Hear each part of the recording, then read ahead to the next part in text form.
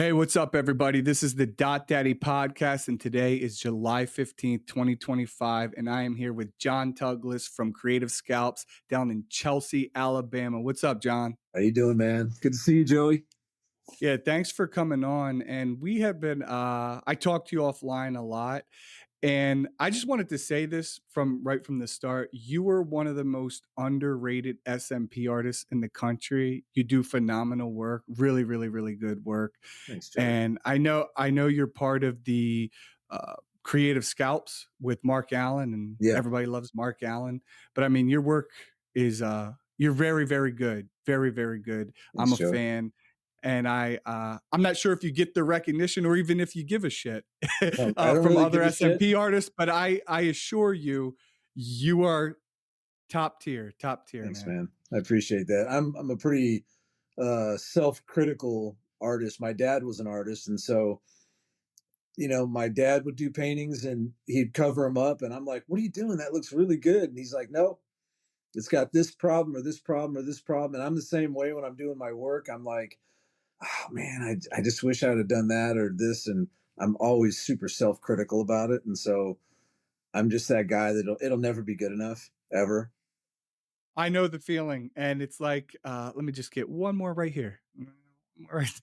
Yeah, I'm telling you, man, it's like I, that. but that's got to be tough when you're doing. And I'll just ask you this question. But when you're doing the dusted hairline or the faded hairline, that's you got to stop. I'm curious. I'm just going to ask right from the beginning. This is on my list, and we'll probably circle back to it. But when you're doing the dusted hairline, so people will bring me pictures and say, I want something similar to like one of yours or Mark's. Do you start higher and then the second session come down and then the third session, No, or do you just do it all at once and then just skip the second session or something? no. So the way that dusted hairline works, that only works on guys that have a lighter hair color, like a blonde-haired guy or a red-haired guy. If it's too dark on the sides, um, we're trying to match. Obviously, when we're doing SMP, we want the top to kind of look like the sides, right? We don't want this to be too dark or too light, otherwise it doesn't tie in. The dusted hairline came from Mark working on guys that were really fair in the UK. And what you do is you stay with a lighter shade. So we'll use on our shades chart, we'll start with a light shade like a 10, and we have a wider spacing on the impressions. And we just keep the impression spacing more open. We're still doing 3 sessions, but we're starting with a lighter shade, keeping the impressions more spaced apart to achieve that lighter look. When we're doing a faded hairline, it's dense, more dense, and then we break the impressions out in the hairline. And Okay. so it's an interesting story. Mark just told me this story when he was here, how he came up with the faded hairline. It was a pretty interesting story. I can tell you if you want to hear it. Yes, yes, please. So basically, when he was first starting out, he was working on a guy, and instead of starting, I always start up here on the top. It's usually one of the more difficult areas to get because I think it gets the most sun. The scalp seems to be a bit tougher on the top of the crown. And he started in the front that time, and he was like, "Oh man," like he thought he went too dark. So he did the whole session, and on the second session, he came back and he started here, and he didn't touch the front. He didn't even go into those front impressions. And he was like, "Man, that looks really, really good." And so he started doing his treatments that way in the future. He just started leaving that front a bit lighter and a bit softer. And typically in that front part of the faded hairline, we're only going in with the 2 shades, and we're not going in with that darker shade.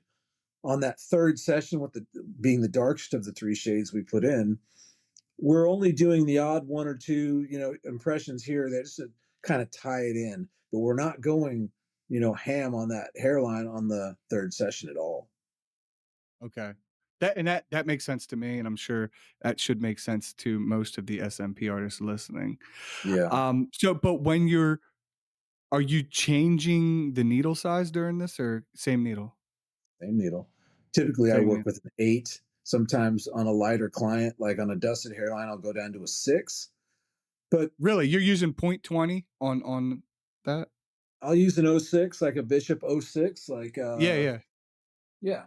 So I'll use a 6 RL on a dusted hairline sometimes. Not always. A lot of times I can use an 8. It's fine. And Okay. on a client with darker skin, like a black guy, who's I want the impressions to be a little bigger. I'll go up to a 10. So do And I. I do the yeah, same thing. right. I think that's pretty standard, but 'Cause you want yeah, more ink in there because it'd be more difficult to right. see. And Yeah. then if I'm working on a red-haired freckle guy, I use the '04 for a Oh, lot. do you? I've been using the '04 for yeah, quite a bit actually. I've never used an 04. Yeah. Well, you use all shout to Bishop. You use pretty much all Bishop stuff, right? Correct. Yeah. And I don't wanna say they're not even a sponsor, but, they They should be. the I talked to Dave. But no, the, FYT Hardliner '04 is great. FYT The Hardliner FYT '04. cartridges don't work in the Bishop machine very well. Don't get me started. Don't get me started. The What's the neither story with does it? I don't understand. and the Bishop but the Bishop needles don't work in, my machine. Yeah, I Right. have a Dragonhawk The mast. throw on the needle is just it's not the same. It's not fully extended. No. I don't know why that is. I think they deliberately do that, kinda like, Apple, you have to use their product, so it That all little kinda what fits do they toge call it? The Apple ecosystem? Yeah, yeah, and, Yeah. it's smart it's a smart business move for Bishop. It's a smart business move. I'm not I mean, I didn't I never really thought about it. It may have been intentional, but it's a good point. I this is my hypothetical, so if, Dave's listening to this, if I'm wrong, tell me. Yeah, I don't know if it is or not, man. But Yeah. we, Mark's always used Bishop, so that's kind of what I trained on initially, and then initially we were using a different mixing system on our inks. We were using some different stuff, and then Mark collaborated with Bishop to create the shades line. And when that came out, I've been using that exclusively. It's really an easy way to do it. You don't have to think about it. You have shades 1 through 10, and I just basically to their complexion, to their match it up with my chart, and it's pretty easy. What would And you the use on mixing's always, yourself? huh?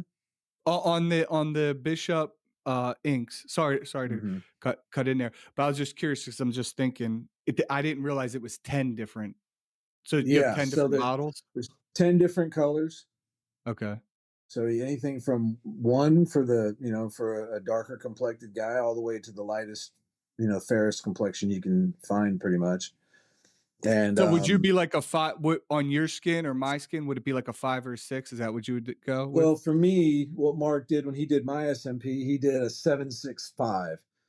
Okay, Um, but I think what he wanted to do, I wanted a little bit darker, but Mark probably wanted to go 876. okay. And you can kind of see that it's more of an olive complexion once you get past the 7, Yeah. right? So I'm actually probably going to laser off the work I have on my head now. It'll Why? It be the looks second. good. I just want to go a little lighter. I'm going to probably go with Mark's original idea and go with an 876. Okay. And he does my SMP for free, so when he comes out to visit, I can just get it done. That's So it's nice of him. That's nice of him. yeah, that's Yeah, really cool. I know he's really expensive. Yeah, I think when he's here, I don't know what his rates are when he's here, but I think back home he's getting a couple grand a session. Yeah. He's Rightfully booked so. out. He's He's booked earned out it. all year right now. He's got no bookings available this year anymore. That's incredible. I don't know who That's else. I don't think there's anybody else in the industry that has that, can say that. There may be. not I don't, the Scalp is really booked, uh, but they're pretty far away. Those guys are far away from each other, but they're both in but he goes to Dubai too, right? Mark, he's in We Dubai. have a clinic in Dubai.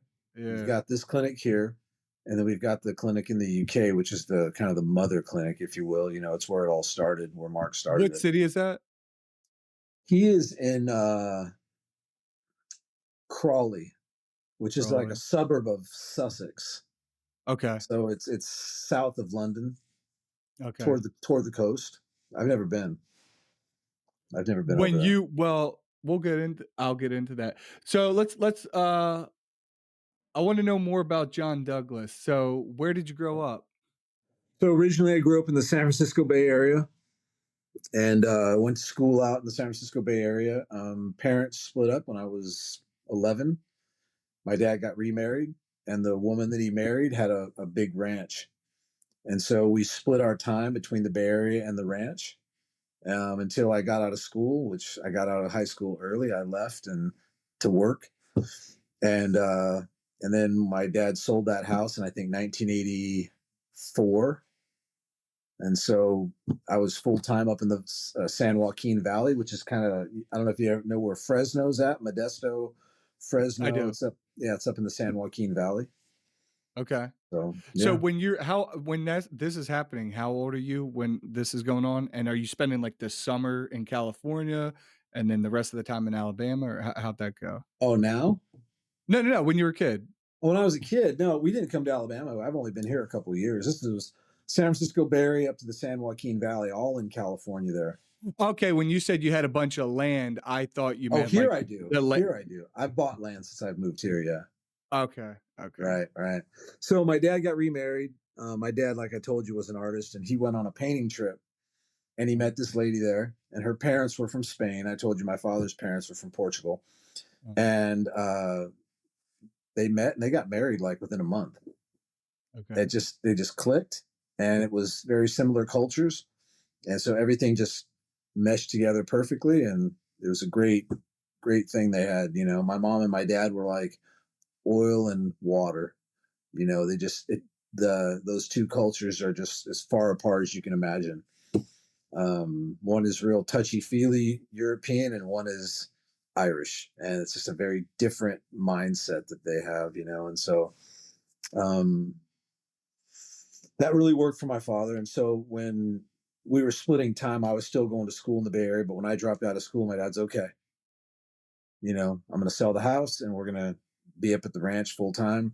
And I stayed up there, and then I got my first apartment just outside of where the ranch was, and got married young and had my first daughter young. I was only 22 years old when I had my first daughter in 1988. Wow, wow. Yeah. That had to been, hard for you. So let me just back up. So I was mixing up the ranch that you were referring to. I thought the ranch was in Alabama. That makes That's the current sense. ranch, but the Okay. prior ranch was in outside of Turlock, California, which is, it's a big agricultural town. We had a 125-acre farm, and we had almonds. We had four 25-acre parcels that were devoted strictly to almonds, and then we had a couple big chicken houses that we had 50,000 chickens there, and we Holy had sh that. And believe it or not, that's like a drop in the bucket amount of birds. That's nothing. And so what my dad actually did was he leased out the houses to an egg company, and they took over everything, and they paid my dad rent on the houses, and it's just not enough to make any money. My dad said back then that, excuse me, he said you'd have to have at least 1 million birds to be able to make a living at it, and we only had 50,000. Okay. And when you describe it like that, it kinda makes sense because you think about Chick-fil-A open all day, right? How many you take all those pieces of chicken, how many equals 1 bird, right? Right. And then how many These were people are basically all ordering. laying hens, though. They're all just for egg Okay. production, right? That those birds, when they die, they end up in dog food. So Okay. all Mm, those birds get tossed into a bin, and every week we have all the carryovers, they basically called them, and so all those birds would get thrown into a bin, and a truck would come by and pick those up, all the dead ones, and then the egg company would, you know, restock the birds, because you lose birds daily. yeah. Every day it's kind of a crappy way to harvest eggs, to be honest with you. I wouldn't eat them because they're fed mash, which is just a bunch of crap. And Right. um, What was your job on the ranch? Like, fixing we everything, doing whatever needed to be done. So that was, by then it was just my stepbrother and me. My stepsister was older, and so she was, you know, she got married pretty young, and so it was really my dad, my stepbrother, and I, and my stepmom at the farm. Then we had some guys that would come out and help, and okay. whatever needed to be done, that's what I did. And I'm, you know, mechanically inclined, so I've always been a mechanic basically, and so I fixed everything and kept everything running and all the machinery and all that. And you know, in the summertime we were irrigating monthly, and so you know, you build levees around your orchards, and you flood irrigate. We got water from the delta up there, and this guy, they call him the ditch tender, and the ditch tender will call you and say, "All right, tell my dad, okay, Don, you got water. starting at 2 a.m., you got it for 72 hours or whatever the period was. It's different for each size farm, but for us, it was typically 72 hours. And we had to have all the levees built around the trees, and you'd flood the orchards with water, right? And that takes about a week to soak in before you can get out there with a tractor. When the wind blows out there, all the trees are planted into the wind, right? Because when it gets Yeah. windy, then they'll stand straight up basically. But you lose trees after irrigation, but you can't go in there with a tractor because it's muddy. So you Yeah. got to wait. Then you clear the orchard out, you start prepping, and then you're irrigating again. So in the summertime, it's a constant thing. You're always out there just cranking from 5 in the morning till 10 at night. You take a few hour break during the day when it's really hot and you just get back to it. How long did you do that for? Let's see. So probably from 1978 to 1990. Wow. Wow. About 12 years? Yeah, roughly. I wasn't full time in 1990, but full time probably until 87. And then I would go after my regular job and I'd go to the ranch and help after work. So I'd leave early in the morning, go to my regular gig, and then get off work and drive straight to the farm, and whatever my dad needed help with, I'd go do. I'd Would get they home. still pay you working on the farm, or was it like, I "No, never got you're my paid. son"? I was Never, gonna never got paid ever. Never was offered. Never would ask, and it was just a thing that we grew up doing. And you know, um, farming doesn't pay anything. I think my parents gross, my stepmom and dad grossed 100 grand a year. Yeah. Back then, and that was before expenses. You still have to pay for everything, and we were part of the Blue Diamond Co-op at the time. So Blue Diamond almonds, you've seen those in the store. Yeah, of We're, course. we're part of that co-op, and so they would buy the almonds every year at a certain price per ton, and whether the price of the almonds was up or down, we got the same money. And so Okay. when they opted into the co-op, and all the farmers in the valley opted into the co-op, it was good and bad. On a high year, all the farmers complained, but on a low price year, we were fine. We were okay. We didn't starve to death, but there wasn't much left after paying expenses. Well, you could have been an asshole kid and be like, "I'm not doing shit on the farm." But Oh, good for you. Good for that you. wasn't an option, man. My dad was, first generation parents. I don't know if your parents are first generation, second, whatever they are, but it's a different mindset. There's no money for anything extra. And so a lot of my friends, they rodeoed and they did different things. They had dirt bikes and cars, and anything I wanted, I had to go find a way to make money, paper routes, cutting grass, whatever to make money. And so that's just what we had to do. And all my cars and stuff were all hand me down cars and secondhand cars and things like that when I was growing up. And a lot of my friends, their parents had money and they would get new dirt bikes, and I never had a new dirt bike ever. Yeah. I'd buy old dirt bike and tear it apart and fix it, and that would be my dirt bike, and I was fine with it. Nice. I didn't know any different. Yeah. We just didn't know any different. And the fa and, I I hear I never had to labor on a farm, but I hear it also builds character, builds strong work ethic too, like, in life in general. Yeah, I think the my theory is, girls should be spoiled, and I think that the dad should set a tone and a reference for, look, this is what a man's supposed to do. And I think you should be really hard on the boys, because when boys turn into men, they get out in the world, life's tough. And if you're Yeah, coddling the boys at home, they're going to get out in the world and go, this sucks. This is really unfair. And I never felt like that. I was just like, I have to work. If I want anything, I got to go work for it. And there's just no way around that. And I agreed, never had a problem with it. agreed. Big news for the SMP world. Follicule has just dropped their new scalp pigment. It's bigger, better, and made with Hanafi Color Pigments, one of the largest pigment manufacturers in the world. Not only is this pigment backed by world-class expertise, but they are giving you more of what you need. That's right. Their new, bigger bottles mean you have enough pigment to do 20 to 25 sessions in just one bottle. And because you're part of the Dattie podcast community, we're offering you an exclusive deal. 15% off all pigments and aftercare products when you use the code DADDY at checkout. Take your SMP game to the next level with Follicule Pigments. Go to the Follicule website. Get it now. You make a lot of good points right there. The coddling of the kids is, I think it's a big problem, It's a huge uh, problem, man.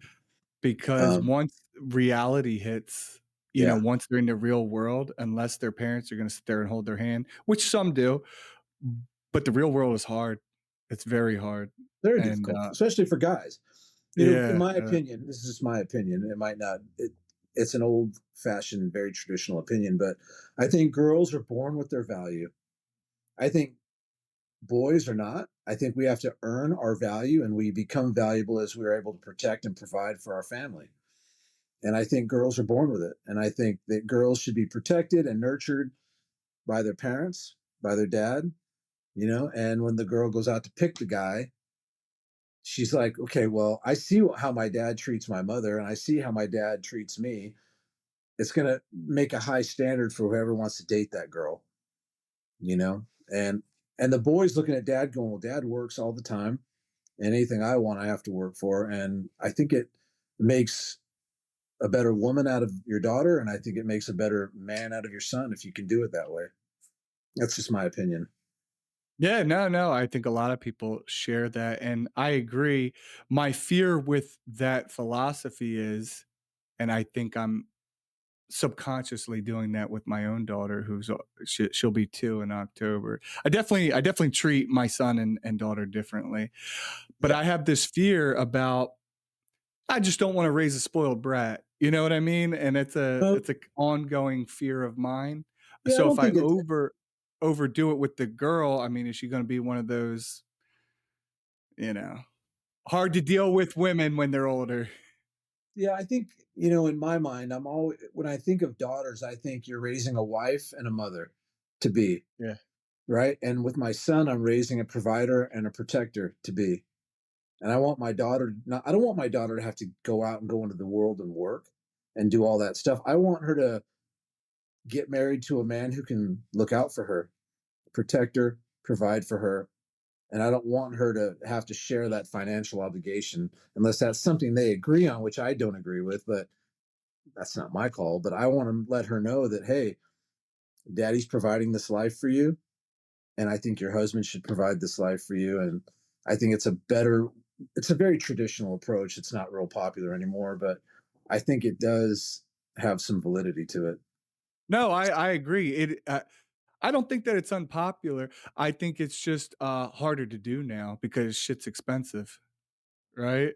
I Right. just think So, it's a lot more difficult to do that, and that'd be great, and, I agree with you. I just want my daughter to be happy, right? So if they agree, if she wants to work, she can work, but if she wants, like what you're saying, find a high value man is basically what you're saying. Find a high yeah, value of man, course. Of course. that's well rounded, and that's, to me, ideally, that's what I would want. Carmela, if you listen to this in 25 years, I hope that's what you do. But whatever makes you happy. But yeah, I Right. would love for my daughter not to have to work or have to think about Yeah. bills I and I just, it sucks.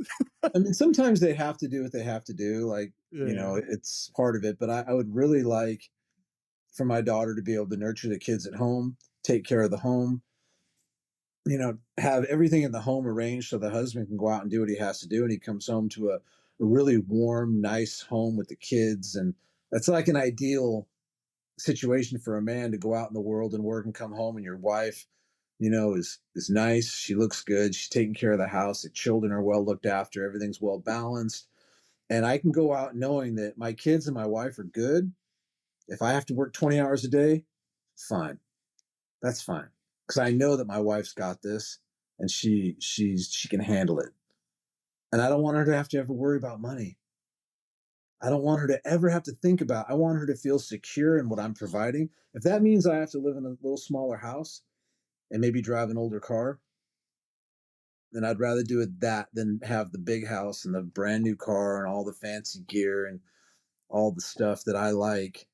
But I can live without that to provide that for them so they feel secure and looked after. That's just kind of how I was brought up and kind of how I think in my opinion, how it should be done. That's what I would No, prefer. I agree. I agree.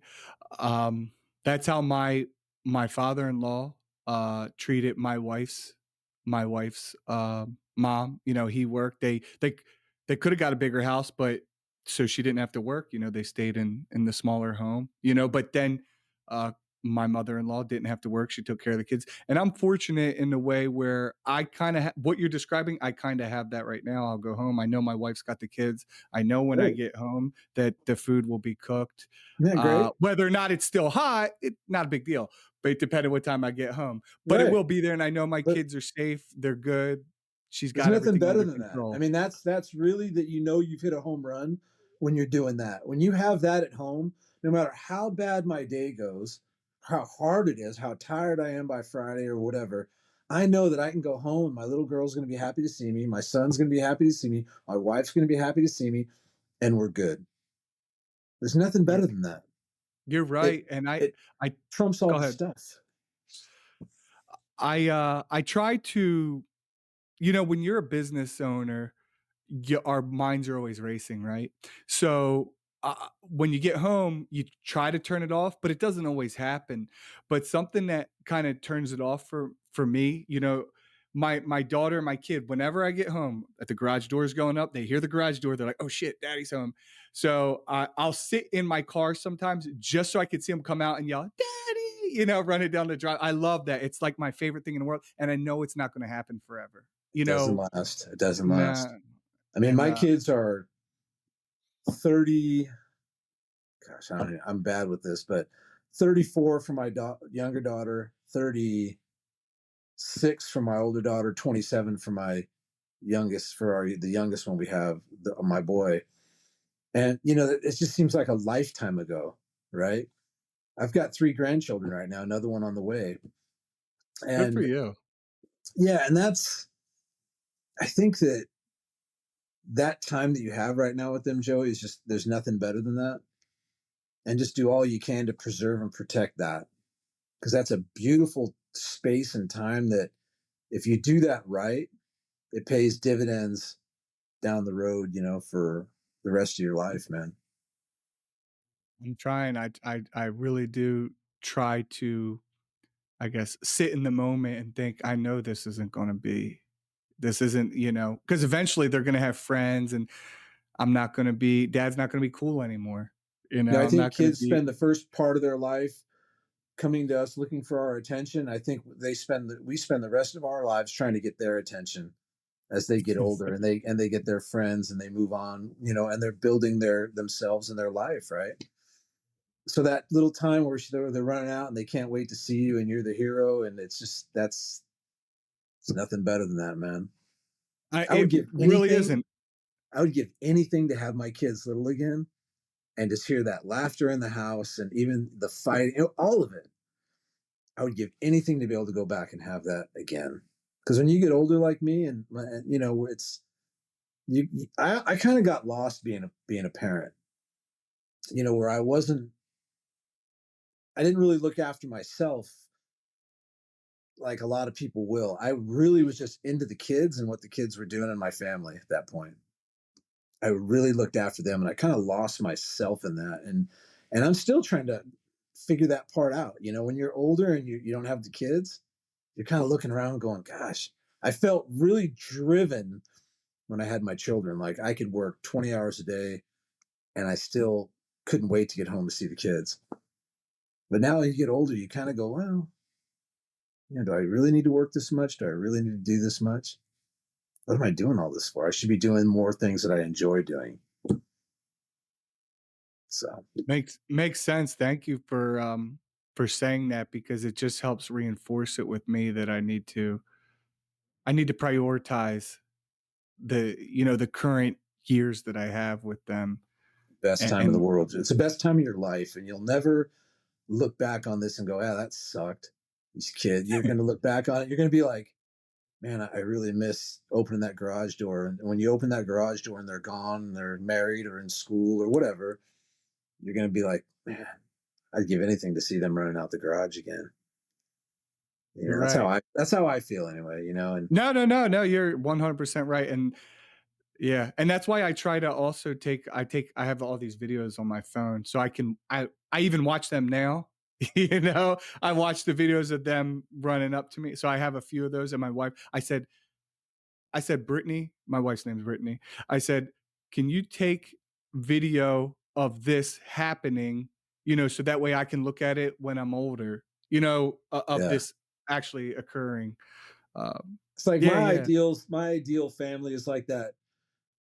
I have a bunch of cousins that are half Italian and Portuguese, and that the big Italian family where we're all getting together for dinner and everyone's there, and just there's nothing better than that family, that big family setting.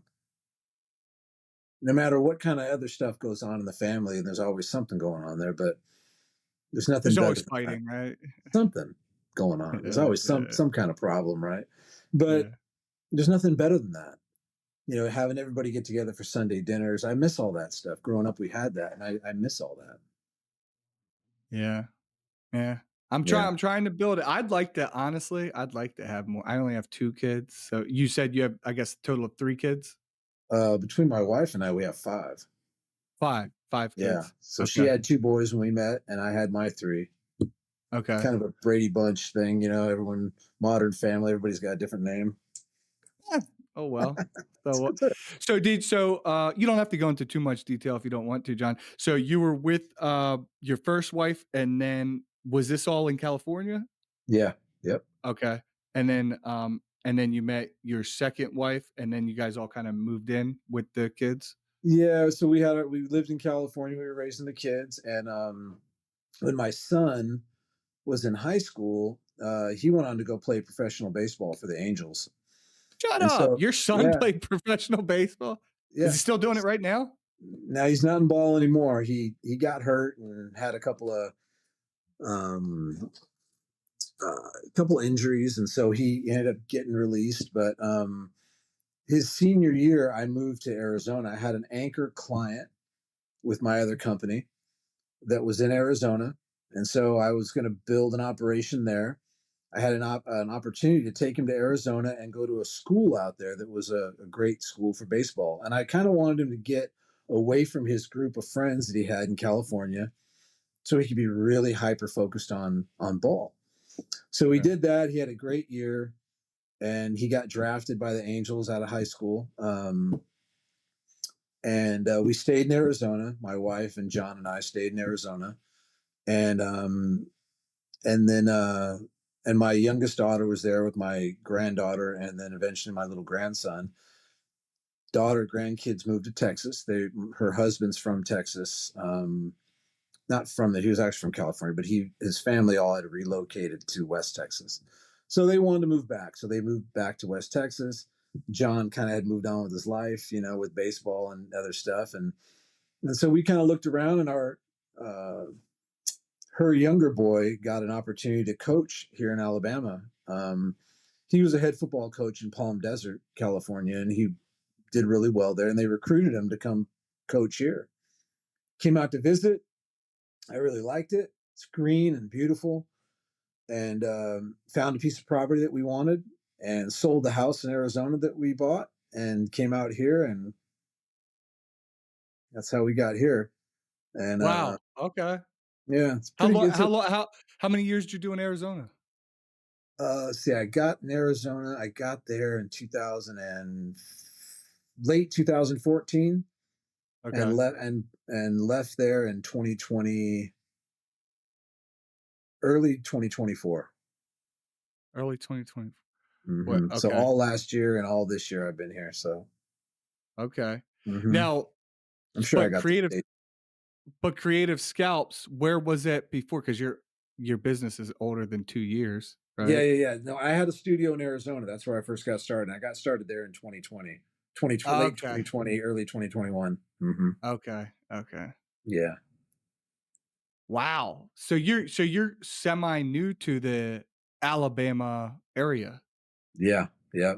And it's Okay. different here. The South is different, so you can't be in a hurry here to do anything. Everyone's on a different time schedule than I'm used to. So I'm used to just, boom, boom, boom, boom, boom. Let's get it done. Let's get it done. Let's get it done. Get it done. You get here, and everyone throws it into first gear and just lets the clutch out and takes their foot off the gas. And it's like, Posting. oh, man, it's like pulling teeth to get things done out here. And so A I took part a of me big, likes that though. A part of me like uh, I kinda like but I could see how you might be frustrated. as a businessman, I'm used to getting things done. I've got 10 things on my plate. I want to get all 10 of those things done today because I know tomorrow I'm going to have 10 more. I don't Mm. like carryover stuff. I don't like carrying over anything I don't have to.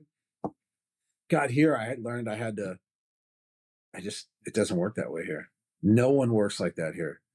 And so that's been the hardest thing for me to get used to, the pace.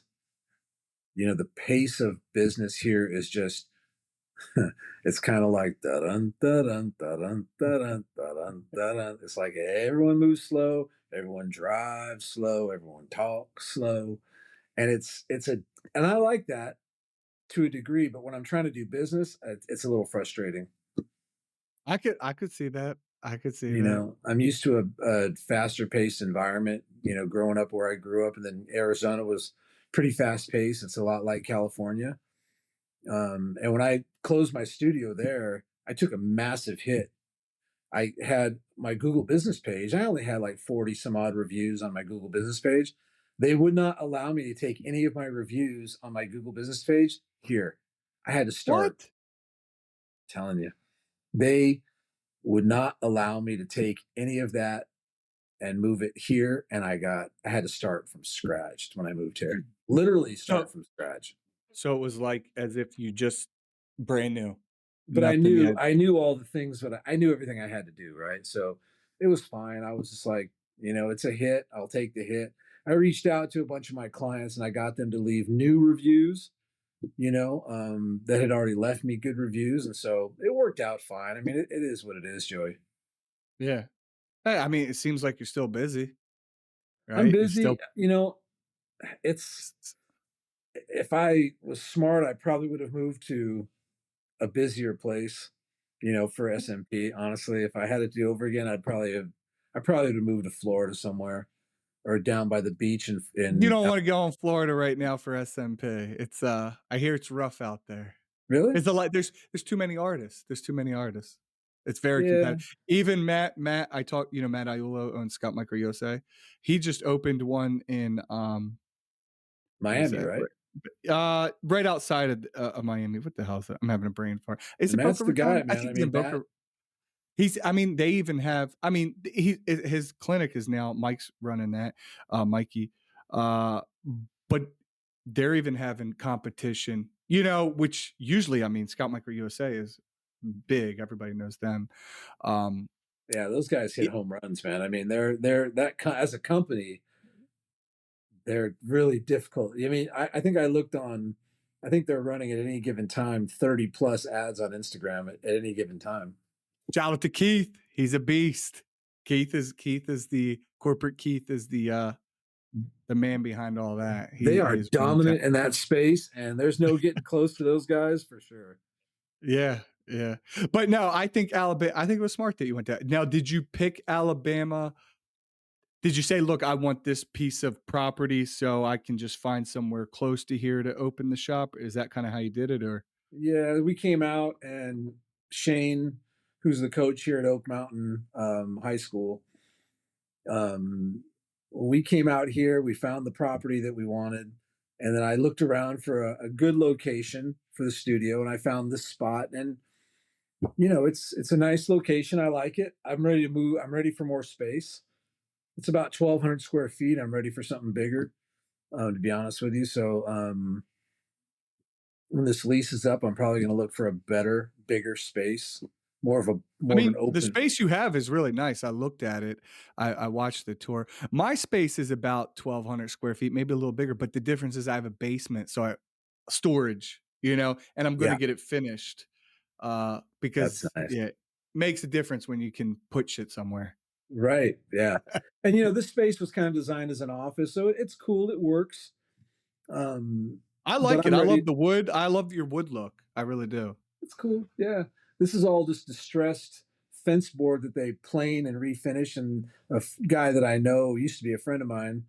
I won't go into that, but he worked at this place and got me a bunch of it. And so I was like, yeah, just make a little background here in the. This is where my wife typically sits, and she's working here. And then I have a little seating area for the clients across from me. And I've got two work areas here, and it works out fine. I can run three artists in this space comfortably. Okay. Um, but right now it's just me. I just honestly, I'm too busy to train somebody. And I think in this industry, the training, it's my opinion again, but the training that's offered is, it's okay. It's like, I think this needs an apprenticeship type of a program. Like if you're going to hire somebody to do this work, they need to be able to work under somebody who knows what they're doing for an extended period of time before they get turned loose on a client. Agreed. Agreed. The That's my problem is no, no, I think I completely agree. The problem is unless you have like a young person who's living with their parents and they don't have many bills, that's right. who's gonna have the time to sit around and watch, Right. and just learn and observe? My Because you situation gotta was make different. money, right? You got to make money, man. My situation coming into this, I had my other company. I didn't need the money. I didn't care about it. I was just looking for something new to do. And I had the procedure done. I'm not going to tell you with who. And I didn't care for the way they got down on the way the whole process went from the first phone call to the treatments. I didn't dig it. The dude that did it was cool. I didn't dig it. I thought as a businessman already, I thought I can make that experience better for my client. I know I can give them a better experience. I can give them my personal time on a consultation. I can make them feel comfortable while they're in my clinic, my studio getting worked on. I'm not going to rush them in, rush them out. That's how I felt. I felt rushed in, rushed out. It was a lot of money. I had it done in Los Angeles. That gives you a clue. And it was cool. The guy was real cool. I really liked the artist. He was fine. Good dude. But the experience and the way the whole thing went, I just felt like I was rushed in the door and rushed out. I think that dude was doing 3 to 4 clients a day at the time. I know the feeling. That was how when I first got mine done, I had a similar experience. Right. I had And a so similar yeah, that's yeah. what kind of led me. And then, but I couldn't find anybody to do an apprenticeship. I found a bunch of training places for 4 grand. We'll bring you in here for a few days. And I thought, man, there's got to be a better way, man. And I found Mark. And, if I don't know if that's a later question you want to ask, but No, no, no, let's go. Let's go into it. So what was your you said you didn't really need the money, you were finding something new to do. So what yeah. kind of business did you have before? So And then I have a service business. I had that service business, and I was in the field for years doing it. And at that point, I had employees doing the work, and I was just an operations guy. I would go out and do repairs, check on work, do estimating, things like that. But I was so well versed in it, still am, that I was like, okay, this is cool, but it's not really a challenge for me anymore. And I want something new to do and more of a creative outlet, right? And so led me to this. And I found Mark, and he was like, "Nah, I'm not interested in training anybody." I'm like, "Oh man, I really like this work." And I was like, I just kept calling him, kept calling him, kept calling him. Hey man, he's like, "Look, you're all the way over there. I'm all the way over here. I don't know how this is going to work. I don't know who you are," kind of a thing. And I said, "Look, man, I've been in business for myself for a long time. If you're worried about that part, I have zero issues managing the company, doing any of that stuff. You tell me how I need to do it, how you want it done, repping your brand, and we just kind of went back and forth for a while, and we worked it out. And he's very, very particular, as he should be, with his brand. And so he was like, "Look, this is how you need to do it. I want it done like this. This is what your goal is going to be, right?" And I was working on skins, and he would review my work. He's like, "Nope, that's shit. Get rid of it. That's not going to work. Keep trying, keep trying, keep trying." I mean, I was like, "Wow, I don't even know if I'm going to be able to do this. This is so hard." Literally. I mean, he was like, the standard was way up here, and I'm like, down here, man. I'm like, it's horrible. And he's like, "You just need to keep working on your touch and your." I was real heavy handed.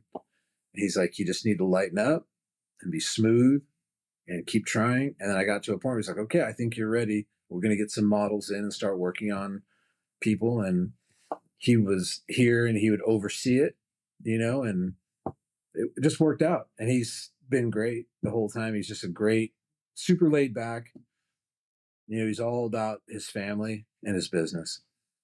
he's a pretty well balanced person, and he's probably one of the most well balanced I've ever met in this industry. Where when he's at work, and it's all about the work. When he walks out the door, he's either at the golf course or with the kids and the wife. That it's hard to do that, and, a lot of respect. I try to do that. I think I'm doing Yeah, okay at it, but it's you have to have a good he's I imagine he has a really good wife. yeah, and It his wife Sarah, she does all the bookings and deals with all the the inquiries, and she's phenomenal with people. Makes that part of his job easy because she's so personable. Mhm. She takes care of all that for him, and so he can just go into the clinic and just do his thing, Just be and an artist.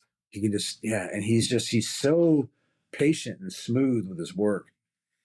Like he's never worked up. He's just pop, pop, pop, pop. Everything is just. And I watch him work still, and I'm man,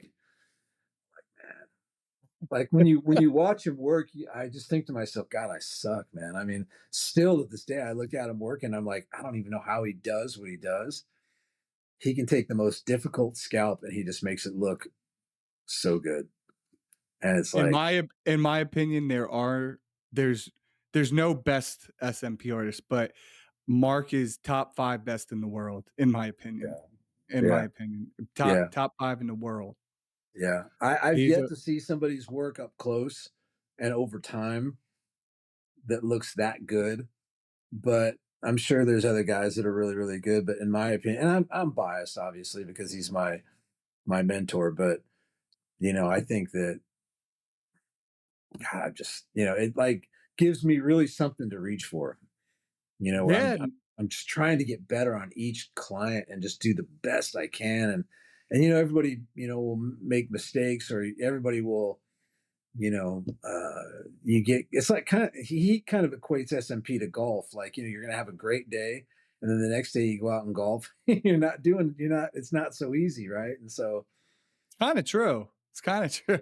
it is, man, because you get some people and they come in, you look at their scalp, and you're like, man, what am I gonna do with this? I This know. I had a couple of vegan clients, and I'm like, I literally just I can't work on your skin until you start Eating changing. You have to change protein. your diet. You have to change your diet. I can't work on your skin. I just can't. Were they yellow? Was their skin yellow? Their skin is just, our skin is more than 2/3 saturated fatty acids. So when you're on a low fat diet or you're on a plant based diet, your skin is just, it's like tissue paper. And trying to get that impression in there, seated in there, and make it look right, it's very difficult on a guy who's, eating salads and plants and tofu and everything else, and it's super difficult. And so Mark had a client in Arizona that was he was into bodybuilding, and he was eating boneless, skinless chicken breasts that he boiled, and buffalo, bison meat, Mhm. and broccoli and white rice. That was his whole diet. And he'd had SMP prior. Mark has a YouTube video up about it. And he had it lasered off because the guy just botched it. He just, blowouts all over the place. And he just had it all lasered off and came to Mark at the Arizona clinic. He came from California. And Mark starts working on him. And he's like, man, your skin is just, I don't know about this, man. And I asked the guy, I said, what do you eat? And he told me, I'm like, well, there you go. That's your problem right there. I said, just follow my recommendation on the diet and come back in a month. But So he told this to a bodybuilder? I did. On like a strict that's on a strict diet? Yeah. So I said, you need to go on a carnivore diet, Okay. a ketogenic type, carnivore type diet where you're just eating fatty red meats, olive oil, butter, full fat yogurt, dairy. And if you can get raw dairy, it's the best. In California, they can get some really great raw milk. And I said, things like that, eat like that for a month and come back. And I guarantee you it's going to be a whole nother ball game. He did, came back, and Mark said his skin was the best skin, some of the best skin he'd ever worked on. Wow. Wow. It's a game changer for clients and their skin. It's an absolute game changer. I've, I dealt with a lot of great skin. I get excited, when those people come in, but I've also dealt with a lot of dry skin, and I tell people, I don't know, I've worked on people with psoriasis, eczema, because they're like, "Look, I get these patches where it's inflamed is not gonna stick, but I want you to do it anyway around it." I'm like, "Okay." Yeah. You know, I just try to be very honest and transparent You up have to be. front with them because I Yeah. wanna set the right expectation. I don't wanna have phone calls later, or get in arguments or anything. I just tell them how it is. They're paying a It's lot of money for the work. So, in my opinion, prepping the canvas for the artist is vital. And if you can get them to get on a diet like that, avocados, butter, olive oil, fatty red meats, ribeye steaks, hamburger, things like that, and stay on that diet and be very strict with it, it makes your skin like it's completely different. And it's tough telling someone who's a vegan, you know, it's tough telling those people that stuff, but it's the truth. It's 100% the truth. And No, I get it. And speaking of just side note, yeah, I've did that carnivore diet and, it's it wasn't that it was hard for me, it was more like there's a lot of prep work to it, but if the person's already doing that, but I just man, I was getting fucking the shits all the time. I've been on that diet basically for the last 10 years. And so what Okay. I do out here is I buy a whole cow. I buy a full beef. Mhm, So I'll buy a grass fed and finished cow, have it processed, and I will take some meat out in the morning. In the morning, I'll have eggs. Typically, I'll have 6 eggs cooked in butter. mhm, Sometimes I make Italian style eggs where I'll put some sauce in the pan with some olive oil, and I'll let that warm up, and then I'll crack like 6 eggs in there and some fresh mozzarella cheese, and I take that out. I put it in a bowl, a little fresh olive oil, and I'll eat that, and that'll be my breakfast. It's got good fats, it's got everything you need in it, right? And that's a phenomenal breakfast. no, it sounds delicious. And then when I get home at night, I'll cook a couple steaks, and I'll have a big steak for dinner. I'll put lemon and olive oil on it, and that'll be my dinner. And I've Are eaten you like that. fasting all day? Oh yeah, Do you f I normally don't eat during the day. I normally eat breakfast and dinner, Okay, and I'm okay. good with that. It works good for me, and I'm still strong. I can still do what I want to do, and my blood work. I don't do it as often as I used to. I do it every 3 months now, but my blood work, when I check it, it comes back great. The doctors don't like high cholesterol, but cholesterol's not really an issue. We can go into that if you want to, but it's it works best for me, and I have zero issues with my health because of that diet. I'm convinced of it. Good, good. Have you ever, went more than 24 hours fasting, like, Oh just yeah, not eating?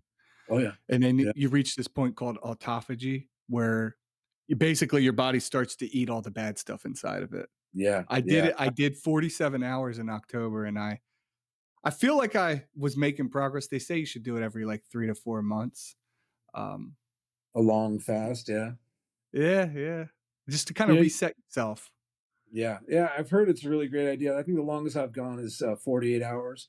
I've never Okay, done nice. I've never done a 72 hour, which I think it's a good idea to do. But my caloric intake is it's not real high as it is. Mhm. So I don't know how I'm sure I've heard it gets easier once you get past that 48-hour point. I've heard that you really start to feel good after that point. But we used to call that you're starving. That's all. They have all these fancy words for it, but it's like Yeah. I don't know. But I'm sure there's some definite health benefits for it. I've heard there are. I think it all comes back to when we were, primal and, when we didn't eat meals every day, right? We're hunting for food when we're cavemen, we're hunting for food, so we didn't always eat. I think it kinda comes back to that. So I just wanted to keep going. So you ran this service-based industry. You get Hmm. when did you get your SMP done? 2020. 2020. And that Mhm. same year, did you get it done before COVID was like March 17th, 2020? Did you do Before COVID, yeah. so Right early? at right at the beginning of it. And then once you got it done, you were like, "You know what? I wanna learn this." Yeah, it wasn't honestly, it was the experience that I had, and maybe I'm just being picky, and I think I am very particular about the experience because I'm a service-based business, so I get paid to deliver a result, right? And so for me, I'm getting paid by my client to deliver a result in my other company. And so I want that experience for the client to be as good as possible, always. When I got in there, I felt rushed in, rushed out, and I thought the experience could be improved. And so that's what really led me to it. It wasn't that the guy's work was bad necessarily. It wasn't any of that. It was just I thought I could give the client a better experience. And I've never been one to shy away from any kind of a challenge when it comes to work. So I thought I Mm. wasn't intimidated to learn it in the beginning when I first thought about it. But as I got into my training, I was pretty intimidated. But um, I just wanted to give my clients a better experience with it. I know how you feel in regards to having, good work, but the experience is not, the customer experience, you being the customer, is not what you expected and feeling rushed, when the person's doing 4 or 5 people. And like I was driving 2.5 hours away to get mine done, and there's person in the waiting room, and you can feel the tension. You could feel the energy of the person doing it if they're starting to rush because they feel pressure because they have another person coming in. Instead of blocking their schedule out, like for me now, I only do 2 people max. If I did a third one, it would only be because I have extra time here and it's like a small little bald spot or something. You Right. know, it but I don't like to be rushed. We watch TV. I mean, you've seen my videos. Yeah. Yeah. I It's sit pretty there and I relaxing. bullshit with the people. Mm-hmm. Yeah. And I also wanted it to be set up differently, I guess, than the how I originally got it done. Yeah. Um, but so I want to back up. So you get yours done and you want to learn. Did you ever end up actually training in person with anybody locally, or did you just you just Just went to Mark straight to Mark. Yeah. and this is all virtual until he Hmm. comes here? In the beginning, it was Wow. virtual. Yeah, he was really good about that. He would set up at the clinic. They went on lockdown pretty early there, and so he wasn't busy at the time. Thank goodness, because he had time to spend with me to train. So he would set up his cell phone, kind of looking down, and he would Mhm. work on skins and show me. He'd show me how to draw it out. This is how we do the faded hairline. This is what we do. This is how you do the impression spacing, first, second, third session. This is how we're doing the shading, blah blah blah blah blah. And he spent an inordinate amount of time with me trying to get me to understand the method. And then he made the trip out, and it just took off from there. It was just great because Wow. Now, did you have a spot at that point when he first came out? I went and got a spot. Yeah, I Okay. went and opened a studio there. I basically went to a place that had it's like a salon suite. Mhm. So you ever seen those buildings where it's a building and there's 50 units in the building and they rent a room out to the stylist for, girls that do hair. Yeah. I went in there and I rented a little spot. And it's a weekly rent that you pay there, and it was $300 a week, and I was like, perfect. Yeah, it's not a bad deal. Not a It bad wasn't a deal. bad deal, Yeah. you And then know? you're not committed, to that. Right. Look. Right. Just whatever you've invested in the thing, you're committed to that at that point financially a little bit, but it was great for me there. And I pay less in rent here for this space than I did for my room in Arizona. Yeah. Yeah, it's crazy. Alabama. Alabama. And I like the fact that a lot of people think it's kind of a backward kind of a hick town because it kind of keeps all the riffraff, if you will, out of it. And a lot of people won't come here but you get here and it's beautiful. It's just Yeah. green and it's like going to upstate New York. People think Yeah, I was about New looking on the York. map. Right. You think about New York, and when I think about New York, I think about the state in its entirety. It's a beautiful, beautiful state. Now, New York City, that's another question. Yeah, that's a whole nother story, right? But you go to upstate New York, man, and it's gorgeous. Yeah. It's gorgeous, and that's what this is like. It's beautiful here, and I like that. When it comes to scalp micropigmentation, you need tools you can trust That's where InkU SMP products come in. Jade needles are designed for precision and durability, giving you consistent, flawless results every time. Pair them with InkU pigment, a rich, long-lasting formula your clients will love. Keep things smooth with InkU butter, perfect for soothing and protecting the skin. And finish strong with antimicrobial foam cleanser for a clean, worry-free healing process. Ready to take your SMP game to the next level? Visit inkucare.com today. InkU SMP products are made for artists by artists. Yeah, You know, no, it's like obviously Philadelphia, right? So Philadelphia, 45 minutes from me. That's where I fly in and out of. That's our big city. And but the rest of Pennsylvania, beautiful. gorgeous, Mountains, Pocono. I mean, it's amazing. gorgeous. It's a gorgeous state. It's Yeah. absolutely beautiful. Yeah, it's Scranton, just Scranton. the What about cities get a Scranton? yes, great. Yes, Scranton. That's a couple hours north from me. Yeah. Scranton. That's the office made that super famous, super famous. Yeah. Uh and they they didn't even film it there, only the footage from the intro. No way. Where did they film it Yeah. at? In a studio in California. Did they really? Yeah, yeah, yeah.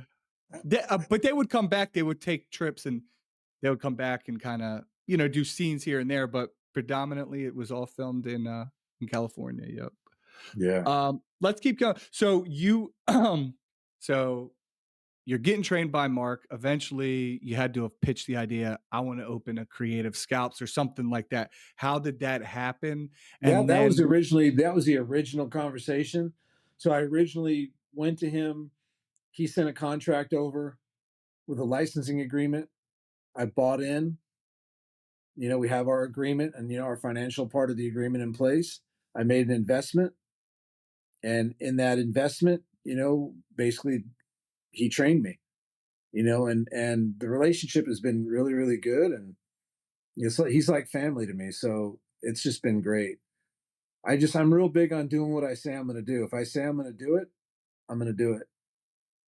I have a girl that does all my she's my personal assistant, my PA.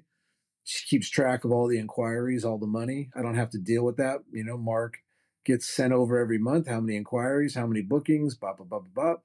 And I don't want to be involved in that part of it. I want to focus on the artistry. I don't want him to ever think that, my books are open to him at any time he wants to look at it, anytime.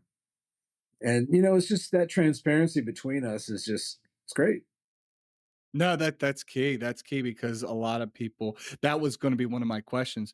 So, do you I guess in the initial investment, was that like do you have a franchise fee, or No, no, is it it's like just, per month, per client or something? it's a percentage of my gross Okay, that I pay him. He made an okay. initial proposal. I countered it. He recountered. We agreed, and that was it. Nice, Yeah, it was nice. great. It's so simple. And he's so busy that, he just wants to do his work and wants me to take care of my business. And he's always very supportive. I can call him anytime and ask his opinion on this or that, and he's always open.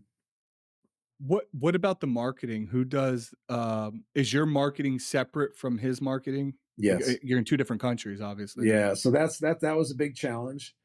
And I didn't know how to market this thing. And so initially he was helping me with that.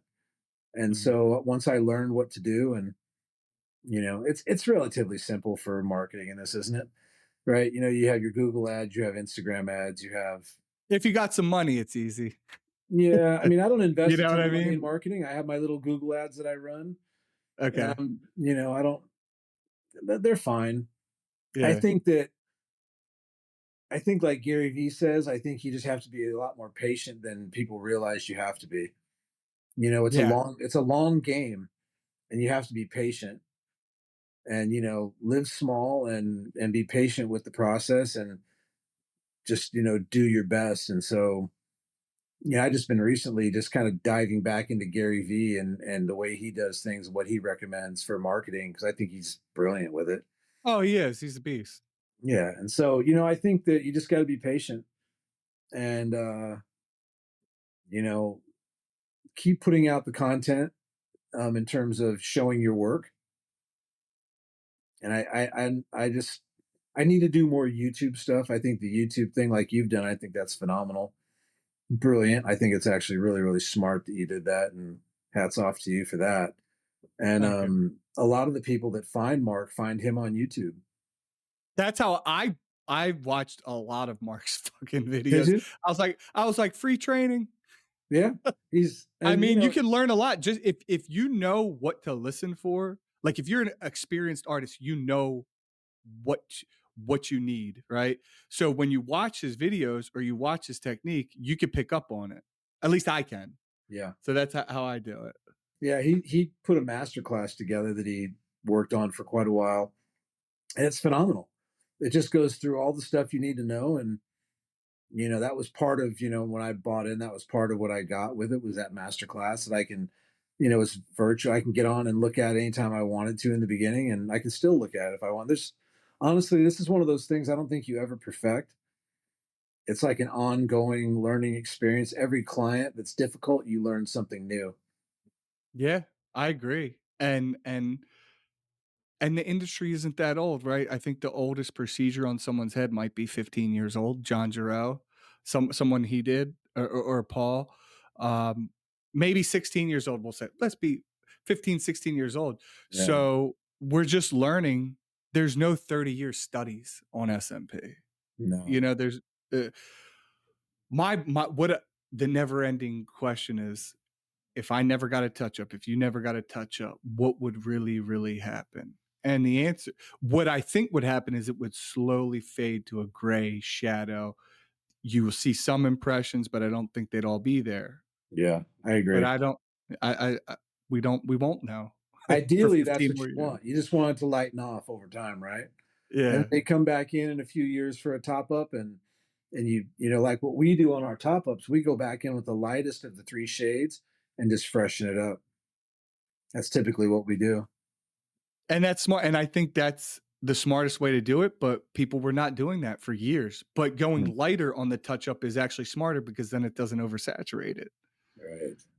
Yeah. And that's the thing. Don't put too much pigment on the scalp in any one session. I've noticed people are going lighter and lighter. And in the beginning, I like how mine, I mean, you see mine. Yeah, looks good. Mine, I still really like mine. But I'm not going in as frequently as getting touched up, and we're using lighter. It, Hmm. Who did your work? every so originally Dan Ehrenberg, he passed away, Okay. which is crazy, right? I got mine done in 2016. Oh wow. Um, I've had 10 or 11 sessions total on my head. Okay. I started off with just getting the crown, the bald spot, and Yeah. then I was like, "Man, this shit ain't gonna grow back." So then I shaved my head, started over. They did it with a 1 round liner, the first, so you could mine was super light when Dan first did it. And then after I trained with Dan in like 2017, 2018 timeframe. I wanted to then do a master training, and that's when I met John Jarreau, and I went there in 2019, and that's when that it's all his work since 2019. It's all Jarreau, um, Yeah, and that's I don't know any of these guys. I mean, I know who he is. yeah. I've never met any of these guys. I just kind of know who all the guys are, but I think that's most of the industry, unless you yeah, go to the events. I'm hoping Matt Iulo, I'd love to meet that and guy. I think he's brilliant. Honestly. yeah. Well, hopefully, I've been getting on his ass about setting up another scalp show, right? So there was the last one that happened was in Phoenix in 2021. Um, Hmm. that was the last one. Or 2020 was no, that was 2022, May 2022. So it's been a little over 3 years, but we need one locally. Like we have the meeting of the minds, but that's different. That's more awards. So I got to see everybody last October. You remember that? And now they have the one in Barcelona, Spain, I think it is this year. Oh, really? And that's in September. If you want to go to that, go to that. You meet a lot of people. That's with Team Micro. Um, but yeah, I'd like something more in the United States just to meet Yeah, everybody. yeah. It's That'd be just kind of fun meeting other SMP artists because it's like you definitely don't have anybody really local to talk to about it that's no. in the industry, right? Yeah, I mean, literally, I stay in my lane, and the only person I talk to about the work really is Mark. Yeah. and we just literally just come in, do our clients, go home, and we post our work that we do, and I try to post up, every day, and I kind of learned some new things, about marketing lately, that about posting every day, and what Instagram likes, what they don't like, things like that. And my Instagram account has really taken off because of it, but it only matters if it translates into more business, in my opinion. I really want to show what I'm doing, but I don't care if I've got 500 followers or 5 million followers, unless it's translating, unless people are really getting to see what I'm doing and they like it, and I I just want to agree. Is it bringing in new customers? That's what matters. right, and honestly, I put the work up because I like it, and I hope that if anyone else likes it, then they'll say, "Hey, I'd like you to, work on my SMP," and that's all you can kind of hope for, is that people like what you're doing, and they feel comfortable with you, and they are ready to move forward. Well, you're obviously making an impact. I mean, your work looks really good. So, whatever Mark did, staying on your ass, whatever, it's working. It's working. Yeah, Like, I feel like you have an accelerated timeline. If I'm being completely honest, from my point of view, you like you've sped up. Like, I think you're in your what, fourth, fifth year. You're looking like you've been doing it for like 7 years. You know? yeah. It's really credit to him because I get the opportunity to work with him, 2 or 3 times a year when he's here, and I get to spend time with him and watch him, and just he's super patient when he's doing his work. He has one tempo, and that tempo doesn't change. And he's hyper focused, and he's very organized, and you know, like I said, I couldn't ask for more in terms of a guy to model, the work and say, I don't know if there's anybody busier than him. And I think that's the testimony to his work, that he's that But busy. as a single artist, yeah, Yeah. I don't know. I talk to all the artists, a lot of artists. I don't know. I think that guy in Brazil, Rafael. So I think he's pretty busy, but he's got a big operation. Um, Capelar, yeah, yeah, yeah, yeah. Hafa. I met him. He doesn't really speak that much English. I even did an interview with him. Haven't posted. It was just a behind the scenes interview. This Yeah, guy, he's a beast. He's a he's beast. great. He's really He's really super good. cool. And we talk when we're talking on Instagram or whatever we're messaging. We're talking in Portuguese, so it's for us. It's real easy for us to go back and forth with it. Uh-huh. And it's easy. And if that's and he's super open and cool too. Are you Um, fluent in Portuguese? yeah, Yeah, I enough can to get enough. around? I Okay, know more than enough to get by. Same with my Spanish, and you know, okay, nice. I get by just fine. I don't get lost. Yeah, he is very talented. He's really good. Yeah. He's really really good, and yeah. So When I was talking to him, he was telling me how at his clinic now, I think maybe it was the upstairs or a back room, he made it into an Airbnb. So if people I guess a lot of people were traveling, he was like, "You could stay in this room, rent that for me, and then I'll do your procedure. I'll get brilliant, that money too." Yeah, it's smart. genius. Yeah, it's really smart. Super smart. Yeah, some of the guys, you meet some of these guys, and they're next level smart. They're thinking several steps ahead. And really honestly, business is like it's chess, it's not checkers. And so your Okay. moves have to be really calculated and thought out.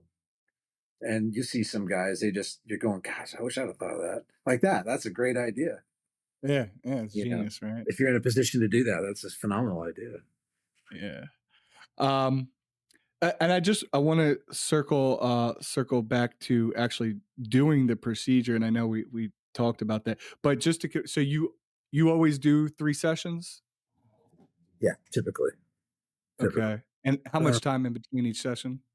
2 weeks. If I get guys from out of town, I'll do their first and second session in a week. So they'll Okay. come in Monday, do their second session on a Friday, and then they're gone for 2 weeks, 3 weeks, month, however long, it doesn't matter. It looks good. It's still light, it's still not done, but it looks good, Mhm. and I always like to, I'd rather underdo it than overdo it. You know, Agreed. Agreed. I think it's just, it's like adding salt to a sauce. You over salt it, you ruin it. And so Oh, you can, yeah. you can always add more, and so that's Mark's kind of theory as well. Is just don't do too much in any one setting, sitting, I should say. I can't get over that you use the '06 and the '08 for most of the procedures. 90% of them are an 8. Wow. Yeah. Wow. I use those on Latino. Really? Yeah, I don't white people, I don't ever use that I unless I'm think doing a density fill. I think the way, that I learned how to hold the machine with Mark, I think it's a different method. So kind of like the way I'll show you real quick. Just give Yeah, you, hey, show yeah. everybody, "Hey, if you made it this far in the podcast, look at this, you're gonna get free training." So we use the Bishop machines, Uh-huh. right? I think personally, these are the best machines out so far. I've tried a bunch, and this is the most balanced, I think, machine. I like it. And so when I have when I get the cartridge in, I'm basically holding the machine, and my finger is here on the bottom of the needle right there. So when I'm working on the impressions, this is on the scalp. Does that make Mhm. sense? Can you see that? Yes. So I'm kind of working with my finger like that, and my this finger's kind of tucked, and I'm holding it almost like a pen, and this finger is resting on The cartridge. the cartridge right there, So right? And you do so touch the cartridge too? absolutely, yeah. And so I Okay. keep that. So the movement is just, it's a minimal amount of movement. I'm not going up and down. I'm kind of running the impressions on an up format, if you will. I'm not going straight in with the impression. It's almost at a little bit of an angle where the impression Okay. isn't circular. It's almost a little bit of Got a a little little, tail on it? a little bit, just a little Yeah. bit, not too much. Now I've experimented with uh I've experimented with doing some scratches almost, and how that comes out. And guys with really good skin, you can do that, and it looks phenomenal. Yeah. Because the round, just the dots, the stuff, I don't think that always looks the most natural, in my opinion. No, I agree, I agree, and making that little change with your wrist or just angling it, just keeping that little tail on there, I think makes a big difference. Yeah, I think it looks more realistic. as long as you're aware of the depth, and you're not doing anything to make that impression migrate. That's obviously, we want the impressions to keep their integrity, and you don't want that impression to migrate out, by doing a deep line. I'm not talking about a deep line. I'm talking about just extending it out just a tiny bit, just to make it tie in a little bit better, because a lot of guys, their hair will grow down or whatever. And we're always trying to stay with the way the hair is growing. So if the hair is growing a certain way, I'm trying to stay in that format, and recreating that, obviously, with guys with no hair. But as we're transitioning down around this area where we're fading in here and all the way around, and then same technique fading in the front, I think that the way Mark holds that, I was just like, when I was watching him work at first, I was like, that's crazy how he holds that. And he's super consistent. Like, the impressions are all just alike. And it's like, man, this guy, Every single one is boom, boom, gosh, boom, man, boom, boom. Like, he doesn't really have to go back.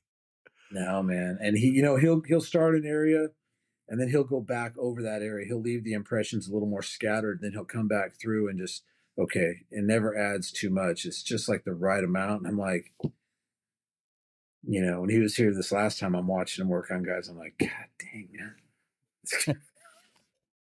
I'm like, I wanna go golfing with you guys. oh man, you got to I come out. see, yeah, it seems like every time you guys go, you guys go golfing when he comes over? Yeah, he loves to golf. He could be a pro golfer if you want. He's really, really good. And Oh, so, he's good like that? Okay. yeah, he's really, really good. And he was a pro soccer player before he was doing hair. I did not know He was a that. professional footballer. So, he's a high achiever. His mindset has just always been, I think, pretty high achiever type of mindset. So he gets out on the golf course. He's very serious about it. And I'm not a golfer. I don't golf. I drive the buggy. That's about as far as I'm gonna go with golfing. It's just not. I've never been a golf You don't guy. even swing? You don't swing? No, You're just I hanging never. I out? never got into it. I had an uncle when I was a young kid that used to make me go with him, and he'd play all the. He was real cheap. He's a businessman. He's actually the guy that introduced me to business, and he would have me out there caddying for him, basically carrying his clubs, and he would drink. So by the end of the game, he was pretty well hammered, and he's throwing golf clubs, and I was just like, man, I hate this game. I don't want anything to do with Yeah, it. yeah. But When I do play, I do drink and but I don't take it serious. I'm more there to drive the golf cart and have fun and bullshit. That's yeah, what I'm doing. Uh, Mark's out there. He's out there literally trying to beat everybody on the course. So he's like, Nothing wrong he with that. wants he wants to be, he wants to be the greatest of all time every time he goes out and plays. So there's some really nice courses here, and whenever he's not working in here, if he doesn't bring the family, he's either here at the studio or he's on the links or he's at his hotel Nice, or we're nice. going to get something to eat. It's literally, breakfast, client, golf course, dinner, repeat, and he does that for the time he's here, and then he goes home. That's nice, and he can bring the family there, like, all everybody was this one of the when he first came, like, to Alabama, or did he ever go to the Arizona place? Oh yeah, he went to Arizona 4 times a year, typically 3 to 4 times a year. He comes out, and so he'll bring the wife and kids every other time, typically. So he'll get to come out a Okay. couple times a year. He'll get an Airbnb. The kids hang out at the pool. He comes and does the client or clients, whatever he's got, and then he'll take the kids and he'll go take them wherever, and we'll go do whatever. We'll all go hang out. There's a big lake right here that we all last time they were here we went and rented a boat, went on the boat for the day on the lake and hung out. Got caught in a massive rainstorm. It was Oh, pretty. shit. Yeah, yeah. We had Was to go. that now, did his, had he ever been to US prior to that? Coming Yeah, yeah. to visit When we you? first struck our business deal back in 2021, he started coming out in 21 to But Arizona. that was his first time is what I'm saying? No, no, no. I think he actually did a training thing down in Florida for some other artists. You know, Wilson? Wilson, Well, uh, Willie? no, not that guy. Wilson Okay, Muriello or something like that, I think his last name is. I'm not sure. I'll look him up. But he did a training class with that guy there. Okay. Did he have the online course before This you guy. kinda Oh, yeah, yeah, I know him. Yeah, he's Hmm. good.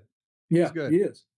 And Mark did a training thing with him, I think, in 2019 or 2020, somewhere around there. Okay. Maybe it was earlier than that. Um, so did did he have the online course created before you started the mentorship, or did he No, develop that? So, like, that you were, that like, kinda like a guinea pig for it?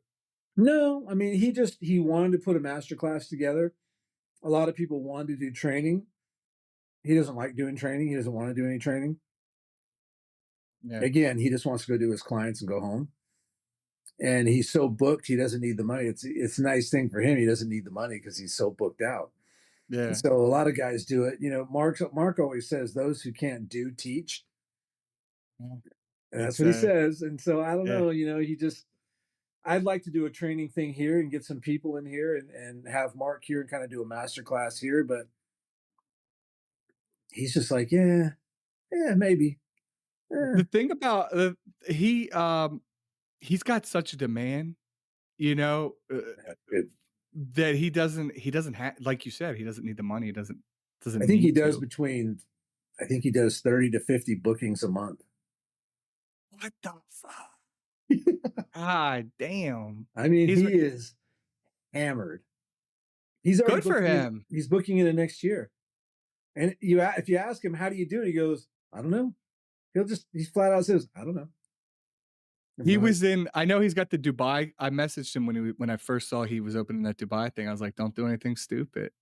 Because to me, I'm an idiot. I'll get arrested, or like, I'm honestly afraid to go there. Like, I Yeah, just feel like I'll say or do something stupid because you they just don't got play to be games over careful. I there. mean, there's stuff that goes on, I guess, in Dubai behind the hotel doors. He says, like, there's no alcohol there, no crime. You can leave your doors unlocked. There's no crime there.